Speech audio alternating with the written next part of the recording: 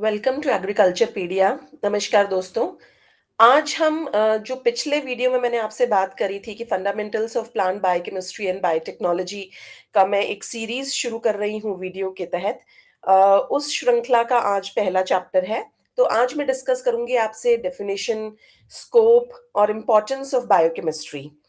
तो सबसे पहले अगर हम बात करते हैं कि बायोकेमिस्ट्री होती क्या है, तो देखिए बायोकेमिस्ट्री वर्ड को जैसे ही आप तोड़ेंगे वैसे ही आपको दो अलग अलग शब्द मिल जाएंगे, bio and chemistry. It means biochemistry वो साइंस है जिसमें आप पूरी केमिस्ट्री की पढ़ाई करते हैं। केमिस्ट्री मतलब क्या हुआ? Chemistry means all the reactions जो भी कहीं पर भी हो रही हैं। वो अगर हम किसी बायोलॉजिकल ऑर्गेनिज्म की पढ़ रहे हैं, means chemistry of any biological organism is biochemistry. अब बायोलॉजिकल ऑर्गेनिज्म में बहुत सारे अलग अलग ग्रेडेशंस आते हैं। हम पूरी बॉडी की भी बात कर सकते हैं, हम किसी सिस्टम की बात कर सकते हैं, जैसे कि digestive system, excretory system, reproductive system, या फिर नर्वस सिस्टम, या फिर अगर मैं बात करूं तो मैं टिश्यूज की भी बात कर सकती हूँ। और सबसे नीचे पायदान पर अगर हम आते हैं तो वो होता है cell, because cell is the structural and fundamental functional unit of life. तो अगर मैं सेलुलर ऑर्गेनिजम्स में उनके जितने भी केमिकल रिएक्शंस हो रहे हैं, किस तरह से कोई भी रॉ मटेरियल है या कोई भी दो सबस्ट्रेट्स है वो मिलकर के एक प्रोडक्ट को बना रहे हैं, और बीच में और कौन कौन सी मेटाबॉलिक एक्टिविटीज हो रही हैं, जैसे कि पीएच कितना चाहिए, या फिर क्या कोई कोफैक्टर चाहिए या नहीं चाहिए, या कोई एंजाइम उसमें काम करती है या नहीं करती है, इन सब के बारे में जब हम पढ़ाई करते हैं तो उसको हम बायोकेमिस्ट्री कहते हैं। तो biochemistry is nothing else but the study of chemical substances and vital processes occurring in living organism. और अगर मैं हिंदी में समझाने की चेष्टा करूं तो जीवन रसायन या जैव रसायन या जीव रसायन शास्त्र जो है वो ऐसी शाखा है साइंस की जिसमें हम पेड़ पौधों या जानवरों और उनके जैविक प्रक्रमों से संबंधित जितनी भी एक्टिविटीज होती हैं या प्रक्रियाएं होती हैं उनका हम अध्ययन करते हैं। और ये जो जैव रासायनिक प्रक्रियाएं होती हैं यही सारे जीवन की जटिलता को जन्म देती हैं। यानी जितनी भी कैटाबॉलिक एनाबॉलिक एक्टिविटीज होती हैं वो सब यही स्टार्ट करती हैं। तो अब हम बात करते हैं हिस्ट्री ऑफ बायोकेमिस्ट्री की। बायोकेमिस्ट्री की शुरुआत कहाँ से हुई? तो जो बायोकेमिस्ट्री की शुरुआत बहुत से लोग मानते हैं कि जो एमाइलेज एंजाइम है जिसको हम पहले पुराने जमाने में डायस्टेज कहते थे, वहां से शुरुआत हुई, क्योंकि एंजाइम जो है वो एक ऐसा प्रोटीन होता है जो कि आधे से ज्यादा बायोकेमिकल रिएक्शंस को कैटेलाइज करता है। और ये 1833 की बात मैं आपको बता रही हूँ जिसमें एंसेल्म पायन ने डिस्कवर किया था डायस्टेज को। लेकिन कुछ लोग ऐसा मानते हैं कि जो एडवर्ड बकनर है उसका जो फर्स्ट डेमोन्स्ट्रेशन था एक कॉम्प्लेक्स बायोकेमिकल प्रोसेस का, जिसमें उसने सेल फ्री एक्सट्रैक्ट्स के अंदर अल्कोहलिक फर्मेंटेशन को डिमॉन्स्ट्रेट किया था। आई थिंक 1897 की ये बात मैं आपको बता रही हूँ। तो वहां से कुछ लोग मानते हैं कि बायोकेमिस्ट्री की शुरुआत हुई। उसके बाद बहुत ही मेजर एक पायदान आता है बायोकेमिस्ट्री के अंदर, और वो है 1828 में फ्रेडरिक वोलर का एक पेपर पब्लिश होता है जिसके अंदर वो सिंथेसिस ऑफ यूरिया की बात करते हैं, जहां से ये पहली बार प्रूव हुआ कि ऑर्गेनिक कंपाउंड्स जो हैं वो भी आर्टिफिशियली आप क्रिएट कर सकते हैं। अब ऑर्गेनिक कंपाउंड्स क्या होते हैं? Organic compounds means those compounds which are made up of carbon, hydrogen and oxygen. और तब से लेकर अब तक बायोकेमिस्ट्री ने बहुत ज्यादा एडवांसेस किए हैं, क्योंकि हमें बहुत ज्यादा टूल्स मिल गए हैं, टेक्निक्स मिल गई हैं, जैसे कि क्रोमेटोग्राफी या एक्सरे रिफ्रैक्शन या डुअल पोलराइजेशन, इंटरफेरोमेट्री या NMR, nuclear magnetic resonance spectroscopy, या radio isotopic labeling, electron microscopy, molecular dynamic simulations and so on. और ये जितनी भी टेक्निक्स हैं इन सब की हेल्प से हम लोग बहुत छोटे छोटे जो हमारे कण होते हैं हमारे सेल में, जिनको मॉलिक्यूल्स कहते हैं, उनकी हम डिटेल्ड एनालिसिस कर सकते हैं और वो किस तरह से रिएक्ट करते हैं, कहाँ वो मूव करते हैं, कौन-कौन से मेटाबॉलिक पाथवेज़ में वो पार्टिसिपेट करते हैं, उन सब की जानकारी हमको मिल सकती है। और जो बहुत ही मेजर, बहुत इम्पोर्टेंट साइकिल्स डिस्कवर हुई शुरुआती दिनों में, वो थी glycolysis and Krebs cycle, which are one of the very important cycles of respiration. तो जो मॉडर्न बायोकेमिस्ट्री है, वो ज़्यादातर 19th या अर्ली 20th सेंचुरीज़ में ही अपने एडवांस रूप में आई और उनको शुरुआती दौर में फिज़ियोलॉजिकल केमिस्ट्री कहा जाता था। और क्योंकि ये ज़्यादातर एक्स्ट्रा सेलुलर केमिस्ट्री में डील करती थी, मतलब सेल के अंदर जाके हम लोग स्टडी नहीं कर पाते थे उन दिनों। और जैसे आप बॉडी फ्लूइड्स बाहर निकाल लेंगे सेल से, या कोई भी आप चीज़ को सेल के बाहर निकाल करके और तब उसको स्टडी करते थे, इसलिए इसको फिजियोलॉजिकल केमिस्ट्री कहा जाता था। लेकिन अब आज के ज़माने में हम लोग सेल के जितने भी कंपोनेंट्स हैं, उनकी स्टडी हम सेल के अंदर रहते-रहते ही करते हैं। देखिए 2 इम्पोर्टेंट पॉइंट्स होते हैं, एक इन विट्रो और एक इन विवो। इन विट्रो मतलब होता है आपने किसी भी चीज़ को टेस्ट ट्यूब में निकाल कर के आप स्टडी कर रहे हो। तो वहाँ पे आप वो सेम एनवायरनमेंट जो किसी पर्टिकुलर मॉलिक्यूल को सेल में मिलता है, वो नहीं दे पाते हो। हालाँकि you try to mimic that particular environment कि कितना पीएच होगा, कितना सॉल्ट लेवल होगा, कितनी रेगुलैरिटी होगी, कितना प्रेशर होगा, लेकिन फिर भी कहीं न कहीं कुछ डिफरेंस आ जाता है। तो इसीलिए इसको जो हम शुरुआती दौर में कहते थे, वो कहते थे फिज़ियोलॉजिकल केमिस्ट्री। और जो बायोकेमिस्ट्री टर्म है, वो कॉइन किया था 1903 में जर्मन केमिस्ट ने, जिनका नाम था कार्ल न्यूबर। और जो क्लॉड बर्नर्ड हैं, उनको हम बायोकेमिस्ट्री का फादर भी कहते हैं। और 19th सेंचुरी के लेटर पार्ट में बहुत ही एमिनेंट साइंटिस्ट ने कंट्रीब्यूट किया है for detailed analytical studies of fats, proteins and carbohydrates. और देखिए ये जो 3 मैंने आपको भी बायोमोलिक्यूल्स के नाम बताए हैं, यही पूरी बायोकेमिस्ट्री की बेसिक्स बनाते हैं। और इनके अलावा एक और बायोमोलिक्यूल होता है जिसको हम न्यूक्लिक एसिड कहते हैं। और ये जो 4 बायोमोलिक्यूल्स हैं, इन्हीं के बेसिस पर पूरी बायोकेमिस्ट्री टिकी हुई है। तो इसके अलावा जो मैं अभी आपको बता रही थी कि न्यूक्लिक एसिड चौथा पिलर है, उसकी जो स्टडी है उसको हम लाइफ से भी जोड़ सकते हैं, क्योंकि nucleic acid is the hereditary material of life. क्योंकि इसी के थ्रू पूरी जेनेटिक्स जो है, या हम ये कहें कि जितने भी ट्रेट्स होते हैं, वो एक जनरेशन से दूसरी जनरेशन में पास होते हैं। और इसी को पढ़ने के लिए फ्रेडरिक सैंगर और हरगोविंद खुराना जी ने बायोकेमिस्ट्री रिलेटेड अपने वर्क्स शुरू किए थे। और इनके जो एक्सपेरिमेंट्स थे, बहुत सारी एंजाइमोलॉजी, बहुत सारी केमिस्ट्री को इन्वॉल्व करते थे। और उसी ज़माने की बात मैं बताऊँ आपको, तो जो ये फ़ील्ड है मॉलिक्यूलर बायोकेमिस्ट्री का, इसकी शुरुआती दौर था ये, क्योंकि उसी ज़माने में इंट्रोडक्शन ऑफ पीसीआर मशीन हुआ। PCR is polymeric chain reaction. और पीसीआर जो है, या 10,000 गुना या 1 लाख टाइम्स ये एक्सपैंड कर देता है या एम्प्लीफाई कर देता है किसी भी डीएनए को। और जैसे ही पीसीआर आया इस क्षेत्र में, वैसे ही बायोकेमिस्ट्री का जो एक्सटेंशन है, बायोटेक्नोलॉजी, वो भी शुरू हो गया।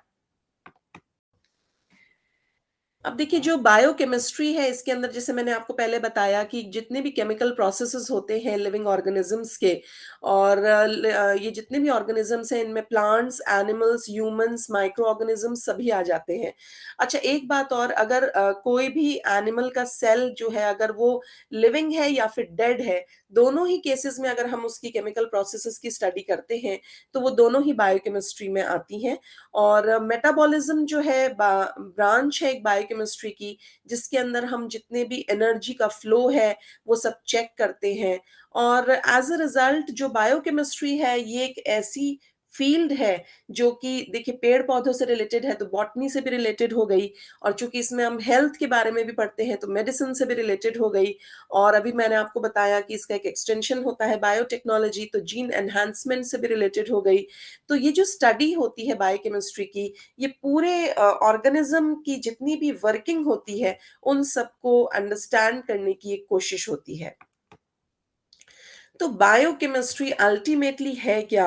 Biochemistry is nothing else but the study of structures and the interactions of biological macromolecules.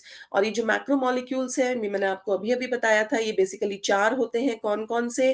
Proteins, nucleic acids, lipids and carbohydrates. और इन्हीं सब के बारे में हम लोग डिटेल में धीरे धीरे स्टडी करेंगे आगे आने वाले वीडियोस में। अब मैं बात करूँगी आपसे कि बायोकेमिस्ट्री पढ़ने के ऑब्जेक्टिव्स क्या होते हैं। तो बायोकेमिस्ट्री जो है उसको पढ़ने के पीछे जो मुख्यतः 5 ऑब्जेक्टिव्स मैंने डिफाइन किए हैं। First is the isolation and the structural एल्यूसिडेशन and the determination of mode of action of biomolecules. यानी कि जितने भी ये बायोमोलिक्यूल्स हैं, कौन-कौन से? Carbohydrates, lipids, proteins and nucleic acid. इनको आप आइसोलेट करेंगे। आइसोलेट क्यों करेंगे? क्योंकि हमें उनको स्टडी करना है। उसके बाद हम उसका स्ट्रक्चर देखेंगे कि अगर हम उसको छोटा-छोटा काटते हैं, यूनिट लेवल पे लेकर के आते हैं, तो उसका क्या स्ट्रक्चर रहता है और क्या उनका मोड ऑफ एक्शन रहता है कि वो किस तरह से जुड़ते हैं, किस तरीके से काम करते हैं, किस तरह से टूटते हैं। इन सब को हम पढ़ना चाहते हैं। उसके बाद हम जितने भी ये बायोमॉलिक्यूल्स हैं, इन्हीं से रिलेटेड जो डिज़ीज़ है, उसके मैकेनिज़्म को हम आइडेंटिफ़ाई करना चाहते हैं। और अगर कोई मेटाबॉलिज़्म में कोई इनबॉर्न एरर्स होती हैं, जैसे कि कई बार जेनेटिक डेफिशिएंसीज़ होती हैं, जेनेटिक डिफेक्ट्स होते हैं, उन सबको हम पढ़ना चाहते हैं। तो somehow they are related to one और द अदर बायोमॉलिक्यूल। और चौथा ऑब्जेक्टिव होता है कि हम ऑन्कोजीन्स की स्टडी करना चाहते हैं। देखिए, ऑन्को जहाँ पे वर्ड आ गया, onco means related to cancer. And what is cancer? जब हम सेल डिवाइड करते हैं माइटोसिस या मियोसिस के थ्रू, और जब वो बहुत ही रेगुलेटेड फॉर्म में होता है तो हम उसको सेल डिवीजन कहते हैं। लेकिन अगर वो चेक हट जाता है, यानी कि अनकंट्रोल्ड सेल डिवीजन कहीं पे अगर हो जाता है, तो हम उसको कहते हैं कि इनको कैंसर हो गया है। तो वो जो सेल्स होते हैं, हम उनको ऑन्को सेल्स कहते हैं। ऑब्वियसली जो जीन्स उनको रेगुलेट करती हैं, उनको हम ऑन्कोजीन्स कहते हैं, और उनकी स्टडी को हम ऑन्कोलॉजी कहते हैं। तो इन अ नटशेल जो बायोकेमिस्ट्री है, it deals with all the relationships between genetics, physiology, immunology, pharmacology, toxicology, oncology and so on. अब हम बात करेंगे कि बायोकेमिस्ट्री का स्कोप क्या है। हमें अभी तक मतलब समझ में आ गया है कि बायोकेमिस्ट्री का, हमें ऑब्जेक्टिव समझ में आ गए हैं, लेकिन इसका स्कोप क्या है? ये कहाँ-कहाँ पे एडवांस करता है और कितना वाइड है इसका स्कोप? तो जो बायोकेमिस्ट्री है, वो हर उस पार्टिकल के बारे में जो आप देख सकते हैं और आप जो नहीं देख सकते हैं, उसकी स्टडी से रिलेटेड है। यानी कि जो सेल्स हैं, सेल्स के अंदर जो सेल ऑर्गेनेलीज़ हैं, उसके अंदर भी जो मॉलिक्यूलर लेवल पे हो रहा है, लेकिन आपको अपनी आँखों से दिखाई नहीं देता है, उसके बारे में भी अगर हम स्टडी करना चाहते हैं, तो हमें बायोकेमिस्ट्री के बारे में पढ़ाई करनी पड़ेगी। तो जो इवोल्यूशन है लाइफ का, वो बहुत ही छोटे-छोटे कीटाणुओं से लेकर के और ह्यूमन बीइंग्स तक चलता चला आया है। तो ये जितनी भी स्टडीज़ होती हैं माइक्रो ऑर्गेनिज़म्स से लेकर के ह्यूमन बीइंग्स है, इन सब की जितनी स्टडीज़ की जितनी ब्रांचेज़ हैं, they all fall under the umbrella of biochemistry. तो जैसे मैंने अभी आपको बताया कि बायोटेक्नोलॉजी भी जिसमें हम जेनेटिक इंजीनियरिंग को डील करते हैं, वो भी एक सोफिस्टिकेटेड ब्रांच बायोकेमिस्ट्री की ही होती है। और जो बायोकेमिस्ट्री है, ये हर उस ब्रांच से रिलेटेड है जो कि लिविंग ऑर्गेनिज्म से रिलेटेड है, यानी कि microbiology, pharmacy, then botany, zoology, then algology, phycology, phytology, physiology. और दोस्तों, अब हम एक-एक करके जितनी मेजर फ़ील्ड्स हैं जो हमारे हेल्थ केयर या हमारी डे टू डे लाइफ़ को टच करती हैं, उसमें बायोकेमिस्ट्री की क्या इम्पोर्टेंस है, इसको हम पढ़ेंगे। तो सबसे पहले मैं आपको बताऊँगी कि मेडिसिन में बायोकेमिस्ट्री की क्या इम्पोर्टेंस है। तो देखिए, मेडिसिन में एक ब्रांच होती है फिजियोलॉजी, और उसी ब्रांच में बायोकेमिस्ट्री जितने भी बायोकेमिकल चेंजेज़ होते हैं हमारी बॉडी में और उससे रिलेटेड फिजियोलॉजिकल अल्टरेशंस होते हैं, यानी कि चेंजेस आएँगे जो भी बॉडी में, उन सबको हमें अंडरस्टैंड करने में हेल्प करती है। Then comes pathology. Pathology is इसको अगर तोड़िए अगर आप, तो पैथोस एंड लोगी। तो पैथोस मतलब होता है डिज़ीज़ कॉज़ल ऑर्गेनिज़्म या डिज़ीज़ का जो भी कॉज़ होता है, और लोगी मतलब होता है कि स्टडी। तो इसमें आप पेशेंट्स की जो सिम्पटम्स होते हैं जिनके बेसिस पर कोई भी फ़िज़िशियन बताता है कि ये इनको पर्टिकुलर डिज़ीज़ है, तो वो जो सिम्पटम्स होते हैं वो क्लू कहाँ से आता है? वो क्लू आता है जो भी बायोकेमिकल चेंजेज़ होते हैं या फिर उससे जो एसोसिएटेड डिसऑर्डर्स होते हैं, उन्हीं को पढ़ के या उन्हीं को ऑब्ज़र्व करके कोई भी एक क्लिनिशियन जो होता है या पैथोलॉजिस्ट जो होता है, वो बताता है कि आपको ये पर्टिकुलर बीमारी है। तो जैसे सपोज़ करिए कि अगर कोई पेशेंट कंप्लेंट करता है कि उसको छोटे-छोटे जो उसके जॉइंट्स हैं बॉडी के उसमें स्टिफनेस है, तो फिज़िशियन प्रेडिक्ट कर सकता है कि उसको गाउट हो सकता है, और कैसे कन्फर्म कैसे करेगा कि अगर वो उसके ब्लड लेवल्स के अंदर यूरिक एसिड लेवल्स को चेक करेगा, which is again a part of biochemistry, तो उसको ये कन्फर्म हो जाएगा कि जो यूरिक एसिड जो है वो एक्यूमुलेट होता है ब्लड में तभी होता है जब गाउट होता है, तो इससे कन्फर्मेशन मिल जाएगा उसको। तो ये उसका रोल हुआ पैथोलॉजी में। और इसी तरह से नर्सिंग और जो उससे रिलेटेड डायग्नोसिस है, तो जो नर्सिंग के अंदर भी जब हम डिज़ीज़ या डिसऑर्डर्स जितने भी कन्फर्म करना चाहते हैं, उन सब के बायोकेमिकल टेस्ट्स होते हैं, जो जिनका रिज़ल्ट जब आता है तभी हमें पता चलता है कि हाँ, इस पर्टिकुलर पेशेंट को ये पर्टिकुलर बीमारी हो गई है। तो मेडिकल साइंस में अगर आप बायोकेमिस्ट्री में अपना करियर बनाना चाहते हैं, तो आपके लिए क्या-क्या स्कोप आगे आता है। तो सपोज़ करिए आपने बीएससी कर ली है बायोकेमिस्ट्री में, तो आपको मार्केटिंग एग्ज़ीक्यूटिव का जॉब मिल सकता है फार्मास्यूटिकल कंपनीज़ में, या आप कहीं पे लैब असिस्टेंट की तरह काम कर सकते हैं different government and private organisations में, या फिर आप क्लिनिकल कोऑर्डिनेटर्स का काम कर सकते हैं, अच्छी पैथोलॉजी जो चेन्स होती हैं, या फिर आप मेडिकल ट्रांसक्रिप्शनिस्ट का काम कर सकते हैं। तो और अगर आपको आपने और अगर हायर स्टडीज़ इसमें कर ली हैं, तो आपको पैथोलॉजिस्ट का रोल मिल सकता है एक अच्छी डायग्नोस्टिक लैबोरेटरी में।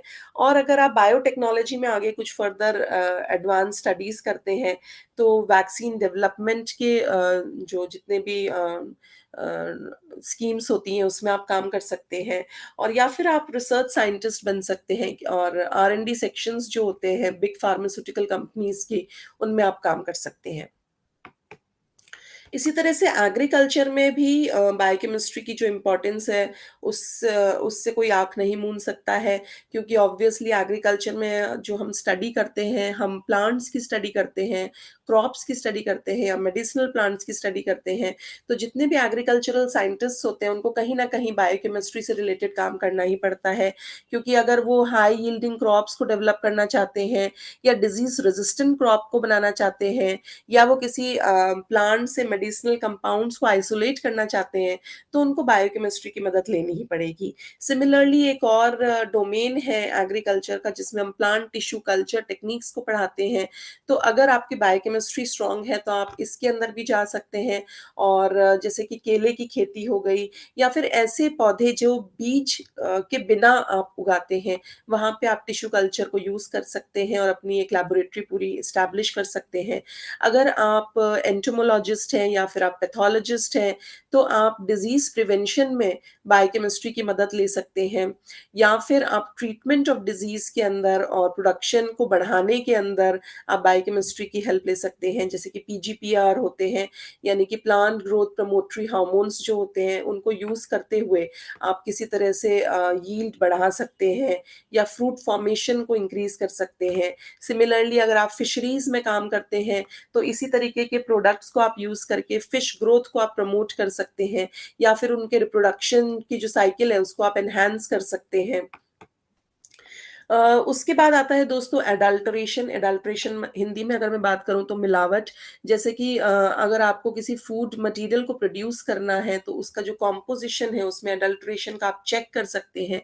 सपोज़ करिए आप बी कीपिंग में काम करते हैं और हनी को प्रोड्यूस करते हैं, तो जब तक आप बायोकेमिकल टेस्ट्स के द्वारा उस शहद की गुणवत्ता का मापदंड तय नहीं करेंगे, तब तक आप उसको अच्छे से बेच नहीं पाएँगे। तो यहाँ पे भी जो बायोकेमिस्ट्री होती है, वो जितने टेस्ट टेस्ट होते हैं, they help to prevent the contamination. और इसी तरीके से अगर आप बायोकेमिकल टेस्ट करते हैं फॉर द पेस्टिसाइड रेजिड्यूज या फिर जितने भी टॉक्सिक वेस्ट होते हैं प्लांट के अंदर या फूड ग्रेन्स में या सॉइल में, उसको आप इवैल्यूएट कर सकते हैं। और अगर आप इंपोर्ट या एक्सपोर्ट का काम करते हैं फूड ग्रेन्स का, तब तो बायोकेमिकल चेक एक मस्ट होता है। सिमिलरली एनिमल हस्बेंड्री में अगर आपको क्वालिटी ऑफ मिल्क चेक करना है तो वहाँ पे भी आपको बायोकेमिकल टेस्ट लगाने पड़ेंगे।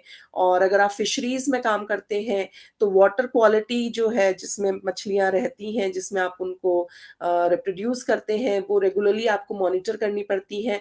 तो मॉनिटर कैसे करेंगे, वो भी बायोकेमिकल टेस्ट की हेल्प से होता है। और प्लांट में या बॉटनी की अगर मैं बात करूँ तो बायोकेमिस्ट्री ऑफ प्लांट्स ने तो बहुत ही ब्रेक थ्रू दिया है कि किस तरह से हम फूड को सिंथेसाइज कर सकते हैं, जैसे कि पूरा का पूरा फोटोसिंथेसिस का जो प्रोसेस है, किस तरह से रेस्पिरेशन होता है, किस तरह से सेकेंडरी मेटाबोलाइट्स बनते हैं, ये सब हमें बायोकेमिस्ट्री ने ही बताया है। अब हम बात करेंगे दोस्तों कि न्यूट्रिशन के फील्ड में बायोकेमिस्ट्री की क्या इम्पोर्टेंस है। तो देखिए फूड केमिस्ट्री जो है, वो एक हमें आइडिया देती है कि हम क्या खा रहे हैं। यानी कि आपकी प्लेट में जो भी खाना है, वो अंदर जाकर के कौन से बायोमॉलिक्यूल में कन्वर्ट होगा, उसकी कितनी न्यूट्रिएंट वैल्यू है, ये सब हम बायोकेमिकल टेस्ट के द्वारा ही डिटरमिन कर सकते हैं।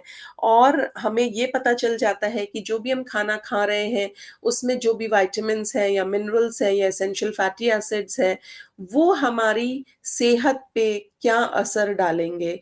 तो इसीलिए जितने भी डायटीशियंस होते हैं, उन सबको बायोकेमिस्ट्री आनी बहुत ज़रूरी होती है, या जो फूड केमिस्ट्स होते हैं, उन सब के लिए बायोकेमिस्ट्री इज़ अ मस्ट। और इसी के बेसिस पे जो फिजिशियंस होते हैं, वो आपको प्रिस्क्राइब करते हैं कि आपको कितनी चीनी खानी चाहिए या कितना ऑयल लेना चाहिए या आपको कितने प्रोटीन्स लेने चाहिए, टोटली डिपेंडिंग कि आपकी जो इलनेस है वो कौन-सी है। जैसे कि अगर कोई डायबिटिक पेशेंट है तो एक्सेस शुगर के लिए उसको मना किया जाएगा, या अगर किसी का कोलेस्ट्रॉल बढ़ा हुआ है तो एक्सेस ऑयल के लिए उसको मना किया जाएगा। तो ये जो जानकारी होती है कि किस पर्सन को किस चीज़ के लिए मना करना है और कौन-सा फूड प्रोडक्ट आपकी बॉडी में जा कर के किस फॉर्म में, किस बायोमॉलिक्यूल में टूट जाएगा, ये सब जानकारी बायोकेमिस्ट्री पढ़ने के बाद ही मिलती है। तो फूड इंडस्ट्री के अंदर अगर आपने बायोकेमिस्ट्री पढ़ी हुई है, तो आप क्या कर सकते हैं, ऑब्वियसली जो बायोकेमिस्ट्स होते हैं, वो न्यूट्रिशनिस्ट्स को हेल्प कर सकते हैं और वो उनको बता सकते हैं कि किस फूड की न्यूट्रिएंट वैल्यू क्या है। या फिर अगर आप फूड एनालिस्ट का जॉब करते हैं, बहुत सारे प्राइवेट सेक्टर्स में फूड एनालिस्ट्स होते हैं, जो कि जो एडल्ट्रेशन है, उसको डिमार्केट करते हैं, आइडेंटिफ़ाई करते हैं। या फिर आप फूड सिक्योरिटी ऑफिसर की पोस्ट पे भी रह सकते हैं, और यहाँ पे भी बायोकेमिस्ट्री जानना आपको बहुत ज़रूरी होता है। अब हम बात करेंगे दोस्तों कि फार्मेसी की फील्ड में बायोकेमिस्ट्री की क्या इंपॉर्टेंस है। तो देखिए ड्रग कॉन्स्टिट्यूशन हमें तभी पता चलेगा जब हम बायोकेमिस्ट्री पढ़े हुए होंगे, क्योंकि बायोकेमिस्ट्री हमें एक आइडिया देती है कि कौन सी ड्रग का कॉन्स्टिट्यूशन क्या है, कौन से सॉल्ट्स हैं, कौन से सॉल्ट्स कितने टेम्परेचर पे डिग्रेड होंगे, या फिर किसी दूसरे सॉल्ट के साथ रिएक्ट करेंगे, या फिर किसकी एफिशिएंसी बढ़ जाएगी या कम हो जाएगी, या किस सॉल्ट के कौन से साइड इफ़ेक्ट्स हैं। क्योंकि हमें ये भी पता होता है कि कौन-सा सॉल्ट हमारी बॉडी में जाकर के किसके साथ रिएक्ट करके क्या बनाएगा।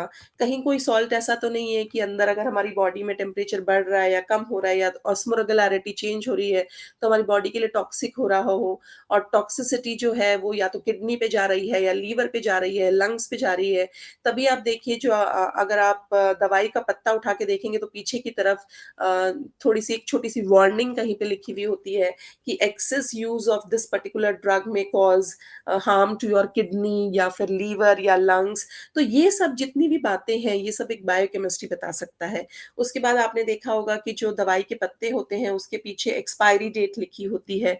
तो जो एक्सपायरी डेट होती है, वो भी एक बायोकेमिस्ट ही बता सकता है कि ये जो ड्रग है, ये इस पर्टिकुलर फॉर्म में, फॉर्म मतलब या तो कैप्सूल का फॉर्म है या फिर वो एक टैबलेट के फॉर्म में है या सिरप के फॉर्म में है, कितनी देर तक, कितने टेम्परेचर पे स्टेबल रहेगी। तो आपने कहीं देखा होगा कि दवाइयों के पीछे लिखा होता है स्टोर एट रूम टेम्परेचर या फिर स्टोर एट कोल्ड कंडीशंस। इस तरह से लिखा होता है, तो वो जो स्टोरेज होती है, वो उसकी शेल्फ लाइफ से रिलेटेड होती है, क्योंकि अगर टेम्परेचर बदल जाएगा, तो फिर या फिर ऑक्सीडेशन हो गया, तो उससे कंटामिनेशन आ सकता है और over the period of time वो जो दवाई है, वो जो मेडिसिन है या ड्रग है, इट कैन गेट डिट्यूरेटेड, जो कि आपकी बॉडी के लिए टॉक्सिक हो जाएगी। इसी तरह से ड्रग मेटाबॉलिज्म में भी बायोकेमिस्ट्री की बहुत ज़्यादा इंपॉर्टेंस है। ड्रग मेटाबॉलिज्म मतलब कि किस तरह से जो ड्रग हैं, ड्रग मीन्स मेडिसिन, मेडिसिन के जो भी मॉलिक्यूल्स हैं, वो किस तरह से मेटाबोलाइज़ होते हैं। मेटाबोलाइज़ मतलब एनाबोलाइज़ या कैटाबोलाइज़। एनाबोलाइज़ मतलब छोटे-छोटे जो कण होते हैं, वो मिलकर के एक बड़ा मॉलिक्यूल बनाएँगे, और कैटाबोलाइज़ मतलब होता है कि बड़ा अगर कोई पार्टिकल है, तो वो टूट करके छोटे-छोटे पार्टिकल्स में किस तरह से बिखर जाता है, टूट जाता है। तो किस तरह से ड्रग मॉलिक्यूल्स जो हैं आपकी बॉडी में जाके उनका क्या मेटाबॉलिज्म एक्शन होता है, वो कुछ बड़े पार्टिकल्स बनाते हैं या छोटे पार्टिकल्स में टूट जाते हैं, और किस पर्टिकुलर आपके बायोमॉलिक्यूल के साथ आपकी बॉडी में रिएक्ट करते हैं और कितना साइड इफ़ेक्ट्स देते हैं। तो ये सब बातें जो होती हैं, ये एक बायोकेमिस्ट ही बता सकता है फार्मेसी से रिलेटेड। और सिमिलरली अगर आप एकेडमिक्स में जाना चाहते हैं, तो ग्रेजुएशन करने के बाद अगर आपने एमएससी कर लिया है, तो आप टीचर बन सकते हैं बायोकेमिस्ट्री के। अगर आपने पीएचडी कर लिया है, तो आप एक रिसर्चर बन सकते हैं या फिर आप एक प्रोफ़ेसर बन सकते हैं। और अगर आपने एमएससी के बाद बहुत सारी गवर्नमेंट जॉब्स निकलती हैं, जैसे कि पेटेंट ऑफ़िसर या साइंटिफिक ऑफ़िसर, कहाँ निकलती हैं? बार्क में निकलती हैं, भाभा एटॉमिक रिसर्च सेंटर, या फिर डीआरडीओ में निकलती हैं या इसरो में निकलती हैं, तो वहाँ पे आप जॉब्स के लिए अप्लाई कर सकते हैं, या फिर आप एपिडेमियोलॉजिस्ट बन सकते हैं या फॉरेस्ट रिसर्च ऑफिसर बन सकते हैं या फूड सिक्योरिटी ऑफिसर बन सकते हैं। और अगर आप बाहर जाना चाहें, तो बाहर जाके भी आप रिसर्च प्रोफ़ेशन को परस्यू कर सकते हैं। तो ये कुछ स्कोप्स थे कि आप कहाँ-कहाँ जाके जॉब कर सकते हैं, या फिर आपको कौन से वेन्यूज़ मिलेंगे आगे अपने परस्यू करने के लिए अपने प्रोफ़ेशन में, अगर आप बायोकेमिस्ट्री को पढ़ाई करते हैं। तो दोस्तों, ये कुछ रेफ़रेंसेस हैं जिससे मैंने ये जितना भी वीडियो में कंटेंट लिया है, इनकी हेल्प से लिया है। और इस वीडियो में दोस्तों इतना ही। अगर आपको मेरे इस वीडियो के कंटेंट पसंद आए हों, तो प्लीज़ मेरे इस वीडियो को लाइक, शेयर और इस पर कमेंट ज़रूर करें, और मेरे अगले वीडियो के लेटेस्ट नोटिफ़िकेशंस जानने के लिए बेल आइकन को प्रेस करना ना भूलें। धन्यवाद।